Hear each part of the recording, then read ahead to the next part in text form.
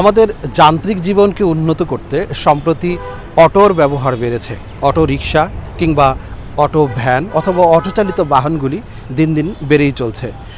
শহরে যতটা বেড়েছে এর সাথে পাল্লা দিয়ে গ্রামেও এর সংখ্যাটা দিন দিন বেড়েই যাচ্ছে। অটো একটি সুন্দর বাহন, আমাদের যারা অটো চালান তাদের হয়তো অতিরিক্ত পরিশ্রম করতে হয় না, কিন্তু সমস্যাটা অন্য জায়গায়। সেটি হলো এর কন্ট্রোলিং বা ব্রেকিং সিস্টেম। আমরা অটোতে ওঠার পরেই আমরা সাধারণত যে ভুলটি করি, আমরা অটো চালক বা ড্রাইভারদেরকে বলি যে একটু দ্রুত গতিতে যান, অথবা অটো চালক নিজে থেকেই একটু গতি বাড়িয়ে দেন, যার ফলে এই হতাহত অথবা মৃত্যুর সংখ্যাও দিন দিন বেড়ে যাচ্ছে।